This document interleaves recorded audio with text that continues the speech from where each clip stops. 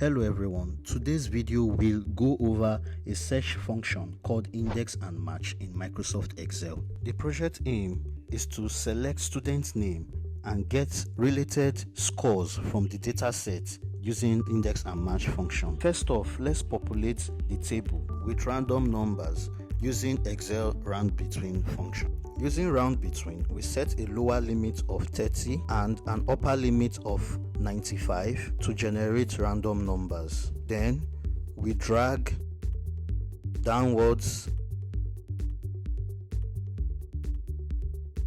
and sideways to generate the entire random numbers. To prevent the random numbers from regenerating, anytime we click a cell, we highlight the random numbers cell, we copy,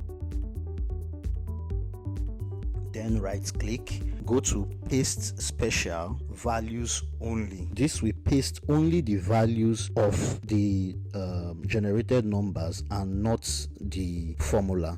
Most people prefer using named range, but I personally use tables for my data set. So I highlight my document, I go to insert, then I click on tables. My table has headers, then I click OK. This gives me my table. Then I go to my table design, I remove banded rows and filter button just to create a nice minimalist table. Now we create the data validation, whereby once a name is selected from the select name field, we change the scores. So we go to data, then data validation, we select list, then we select the range, which is from C9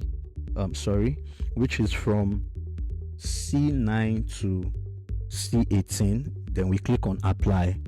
This will give us a data validation, whereby once we select a particular name, the student scores can reflect accordingly. Before we start writing our function, we go to table design, rename our table to main table using camel case. Then we come to L11 and start writing our function by saying equals to index, then the lookup array should be the main table, comma, whereby it takes a row number, then we write match, followed by the lookup value, which is the name. We pass in the name at L10, then we use absolute reference to lock the name to that specific position, comma, followed by the lookup array, which is master table in square brackets of name, then a match type of 0 for an exact match.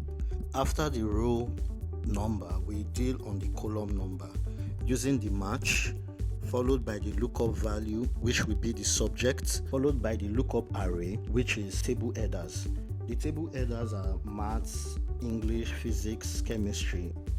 After selecting the main table headers, we close it, then we use an exact match as usual. We close the parentheses both ways, then we click on enter, which will provide us with 93. We drag down to provide for the rest subjects. So checking this, we can see that Paul aligns with the subject on the main table. Then when we select that of Mark, we can see that Mark also aligns with the main table. We are going to look at XLOOKUP on our next tutorial. Kindly like, follow and share for more. Thank you.